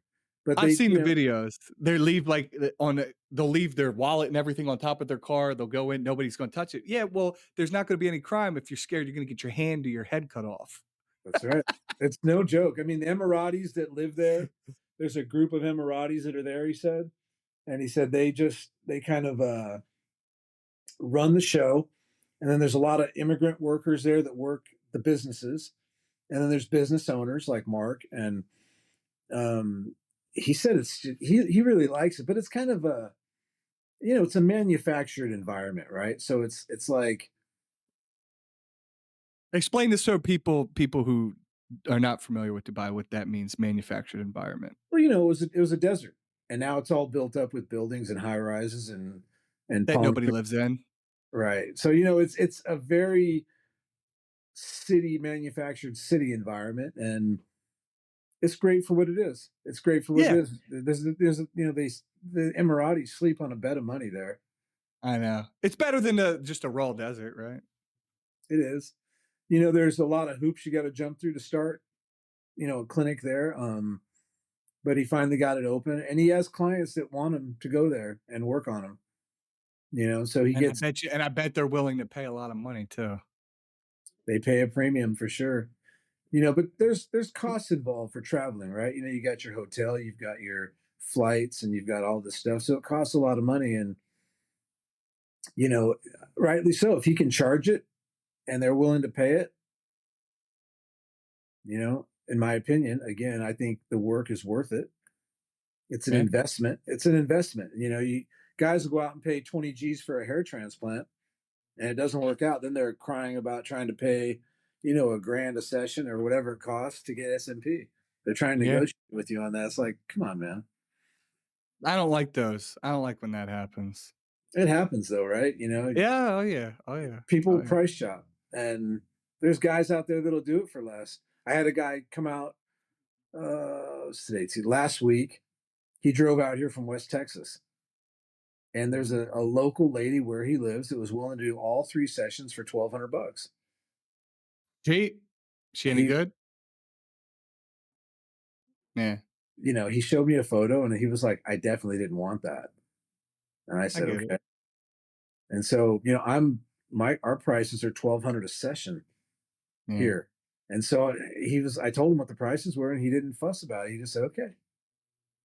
Showed up, worked on him on Monday, worked on him on Friday, and he went home. I didn't even ask him for a review. He left me a Google review the very next day or the same day. that's great. That's Great great. client. And he's super Yeah. cool, really nice guy. And those kind of clients make you love the work. Oh yeah, oh yeah.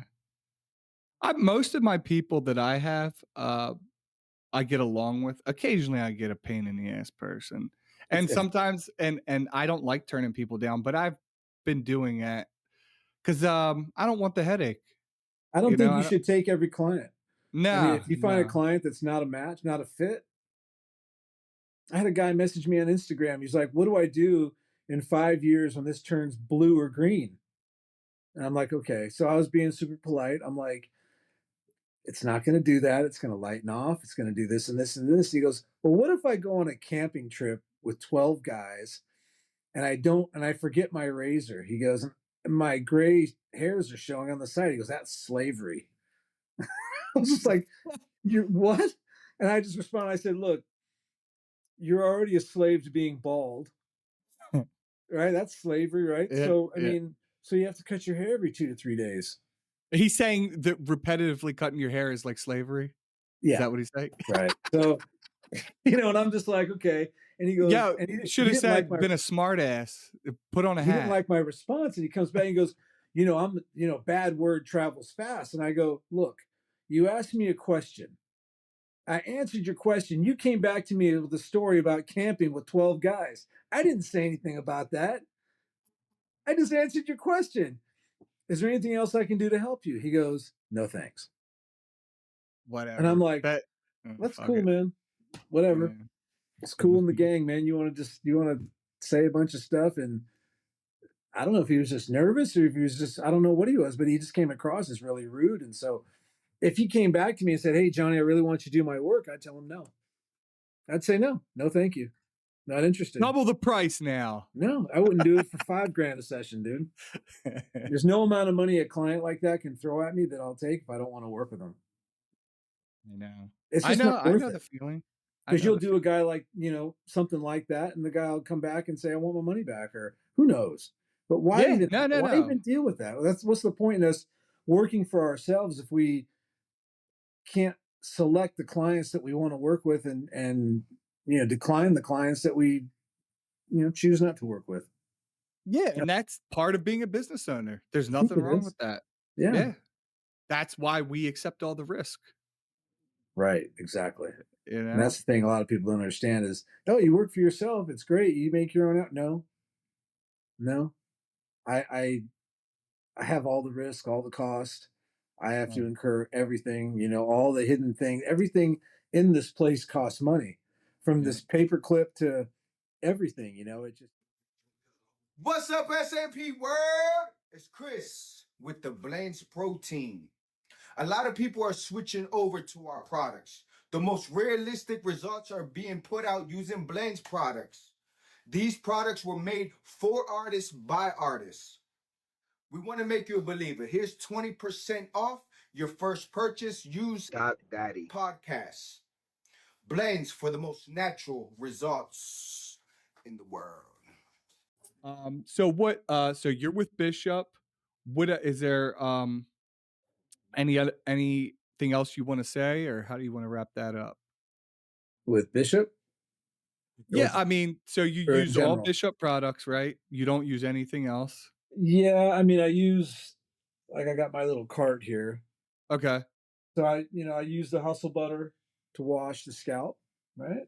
I Yep. use their Glide. That Glide works good on the dry skin. Okay. I like that.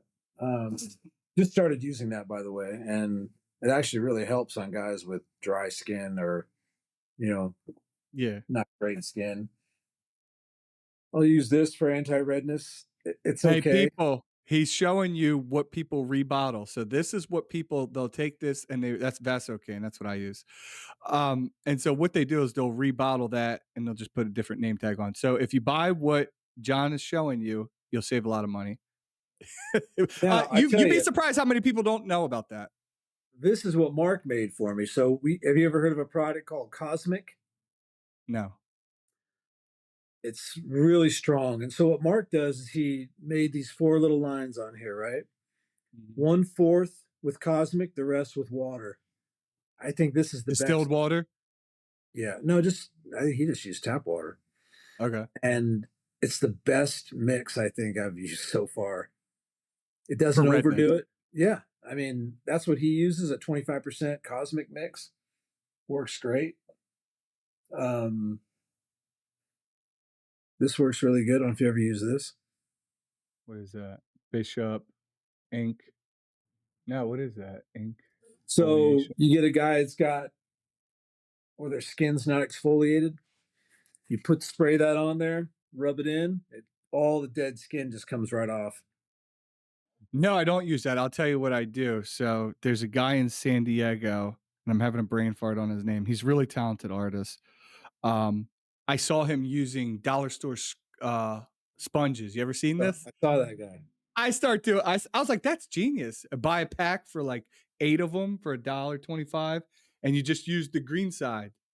I scrub it on it. It probably doesn't feel good. I'm like, this probably is not going to feel good, but I do it beforehand. Man, it makes a difference. It Does it makes a really? difference. Yeah. I've never done that, but I'm down to try it. This product I've had really good luck with in terms of exfoliate because you don't have to irritate the skin. I find on guys who don't take the pre-treatment advice and cut their hair the day before, and I have to Uh-huh. come in and cut their hair, or they have longer hair, or whatever. That stuff works really well. And then, Okay. yeah, so Is there any what advice would you have to anybody who's thinking about getting into the SMP industry? definitely find somebody that can give you an apprenticeship. And I'm not a big fan of the training at all. I think the training is nothing against the guys that do it, but I think that this is like, you wouldn't trust a plumber to come do a plumbing job at your house that just went to a school for a week. You wouldn't trust anyone in any trade to do a job for you that had only been trained for a week, right? In my opinion. So in this trade, I think if you get somebody you can get an apprenticeship, find a good artist to work under who can show you the ropes over an extended period of time. That's what if I was someone getting into, that's what I would look for. I think it's vital. It will, I think it will give you a head start on most guys because you know, you're learning as you go and you're learning that there's all kinds of difficult situations you get into when you're doing SMP with skin types and clients and different things. And it just gives you time. And I think in this industry, you just need reps and time, but you don't want to do bad work. I Agreed. think that, yeah, I think that the apprenticeship, there should be some sort of an apprenticeship. I think it'd be great to have like a standard for that. That an artist will take somebody under his wing and say, okay, this guy really wants to learn. He's a trustworthy person. He's a good, honest person. Let me get him in here and work with him and bring him along and then help him get out there and do his thing. Agreed. But just like Mark's really good about that. There's a handful of us that he's done that with. Will, Sammy. Willie's a beast. Shout out to Willie, Slick Willie. Yeah, love Willie. So Willie, Sammy, myself, Nicole, his son Owen's doing it now. Really? He got a son in? Okay, cool. Yeah, he's got Owen doing it, and so I think that is imperative. The proper schooling out, if you will, of the student by somebody who's an experienced artist that can show them the ropes. I think that's vital. I agree. If you can find that, if you can afford it, do it. Do Hundred it. You're percent. only going to be better. I've noted there's definitely a pattern of people who have had great mentors who go on to be really good. There's a girl in Canada. Her name's Katie. Do you know Katie? Mm-hmm. Uh, so she trained under Masood, Mm-hmm. Masood, for a long time. I don't know, a couple months, and her work is phenomenal. Her work is Really? phenomenal. Yeah, Yeah. she's really good. Yeah. There's definitely something to that. I think it's you can teach people the basics, but it's kind of like you do jujitsu at all? I wrestled for years. Okay. I've taken jujitsu classes, but I didn't work through the belt. My plan is I would like to do. I'm scared I'm going to hurt my wrist. Is the long story? Oh, You for know. work. Yeah. Yeah, yeah. It can't hurt the wrist. Yeah, yeah, But yeah. yeah, I wrestled for a long time. So it's kind of like in wrestling, right? You don't learn wrestling in a week. No. Learning wrestling takes quite a bit of time, Yeah. and so this is like that or boxing or anything like that. I have a background with boxing and as I boxed and I trained fighters for years. My son boxed before he got into baseball. And I think that the proper training will definitely make a much higher quality artist that can turn out a much better product for the client. Completely agree. Completely Yeah. agree. If anybody wants to train with John Douglas, what do they got to do?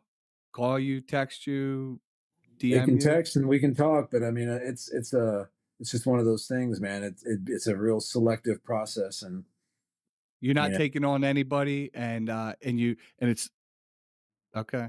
But I, you'll talk to them. You're willing to my negotiate. typical work day is about 16 hours. Okay. So I'm up at 4:30 in the morning, and I'm hitting the sack at 10:30 at night, and I'm working all day. If I'm not doing this, I'm doing other stuff, and so I don't have a lot of extra time to give to somebody. But that would be an ideal situation to find a really genuine high quality person to come in.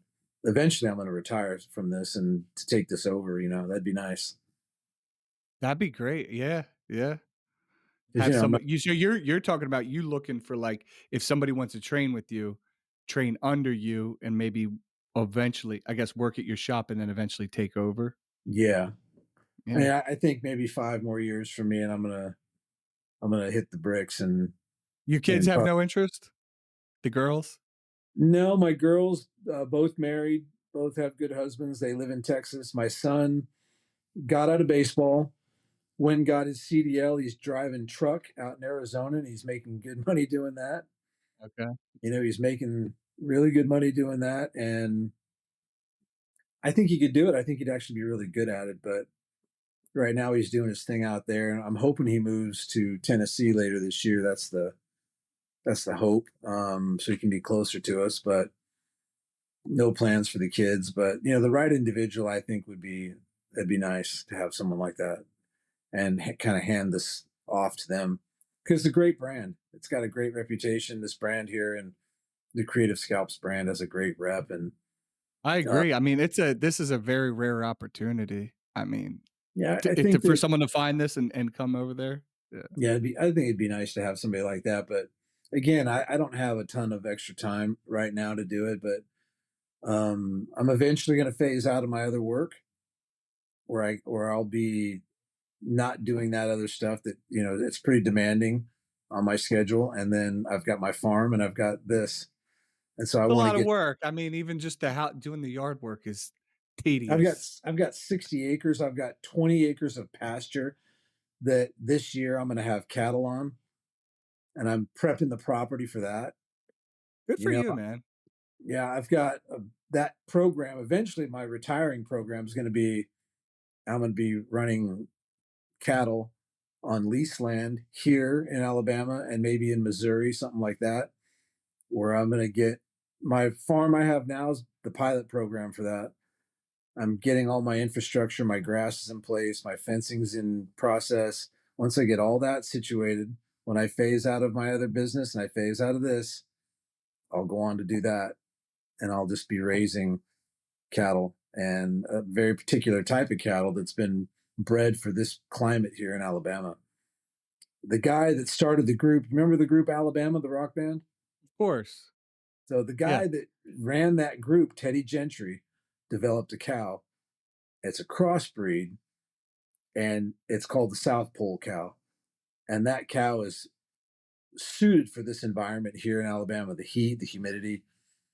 And that's the cow I'm going to run. I'm going to run a herd of that on my property now. And then I'm going to start looking for pasture land to lease on long term deals to run those cows and raise them on grass, finish them on grass, and sell those cows. And that's going to be my business when I retire out of this. That's the plan, anyway. You hear that, other SMP artists? John's got a game plan. You need to That's the think game about plan. your game plan. I And always say when I say that, I always say God willing. Because yeah. in my opinion, you can make a plan and then that's not in the cards for you. But I'm hoping that's what I get to do. That's Yeah. my plan is I get to go and do something like that. And if that doesn't work out, I'd maybe like to go travel, maybe Okay.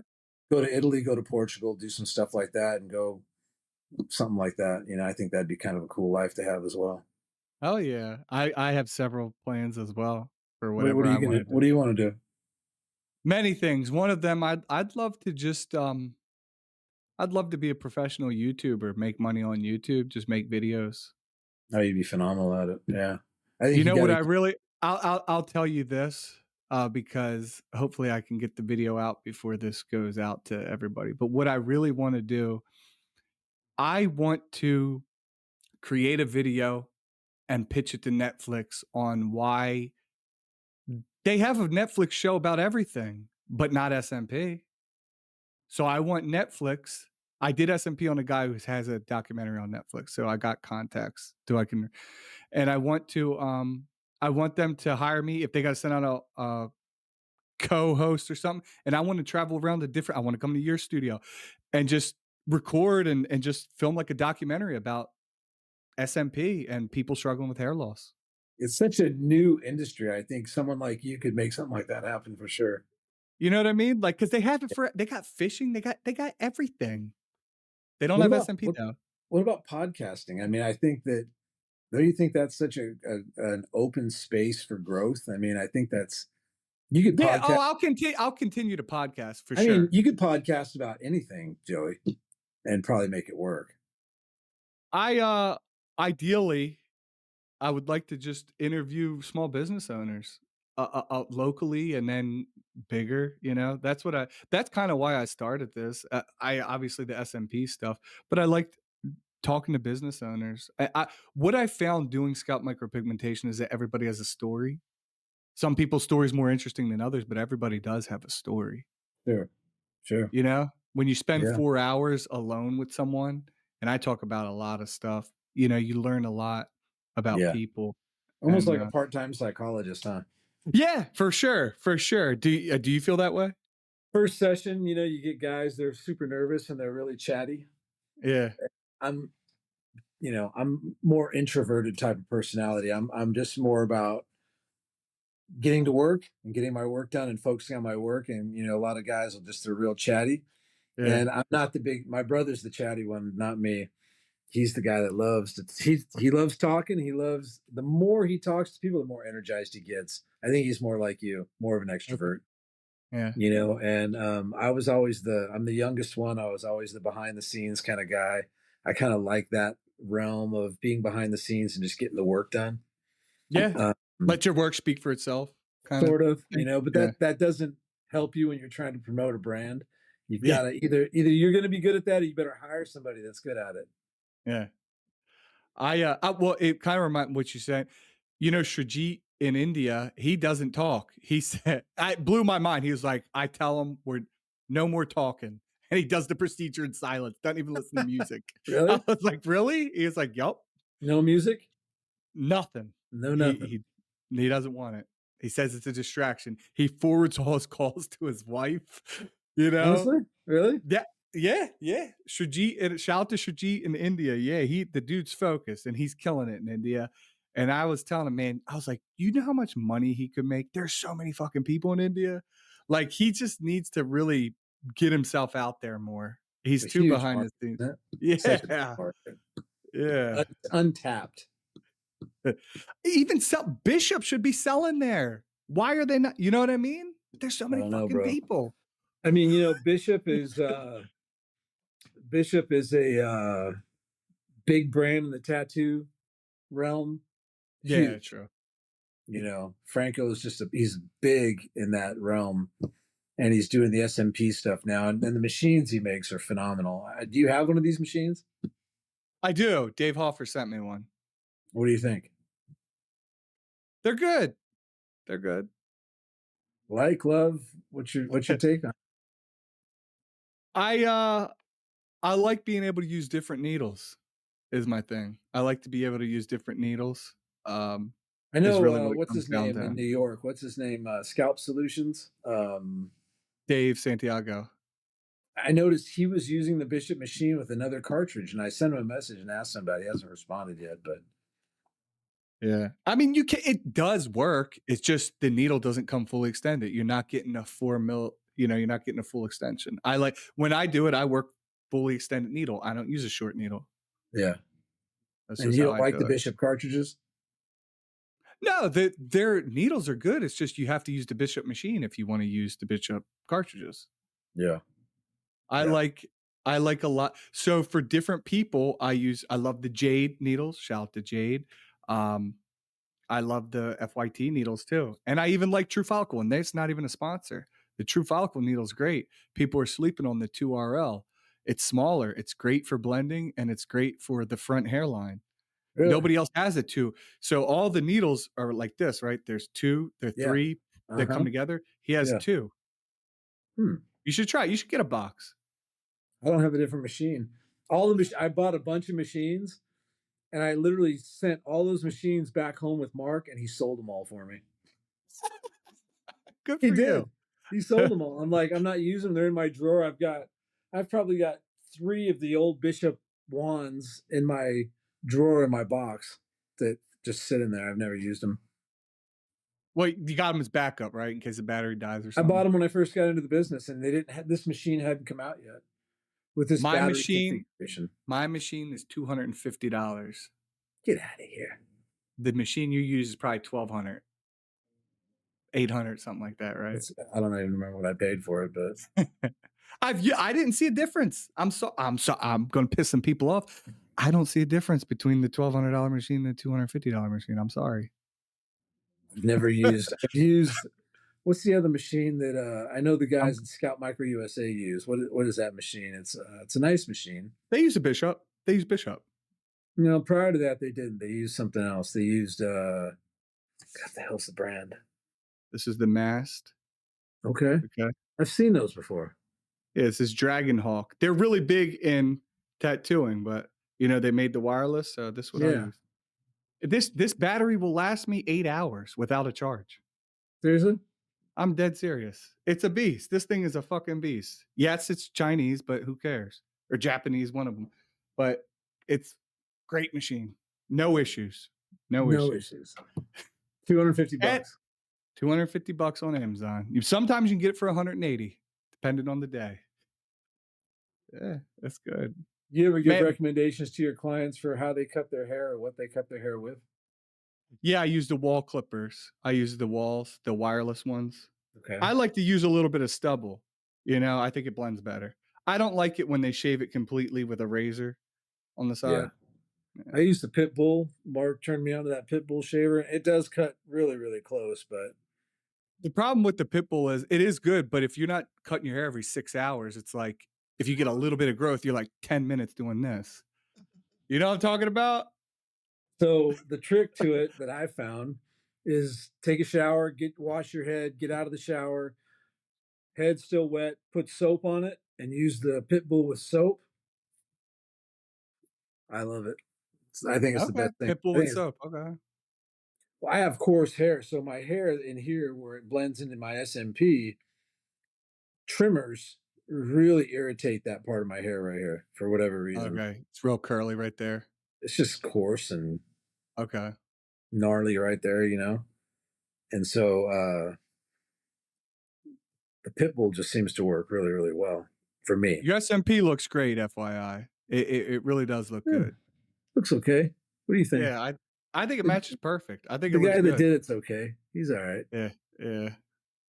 All right, we're gonna wrap this up, so I'm gonna close this out. So, what are your website and your Instagram? Website is creativescalpsalabama.com. And my Instagram is, let me pull it up here. It's just Creative Scalps John Douglas. And so the Creative Scalps USA Alabama. Boom. That's it. Thanks for stay on, John.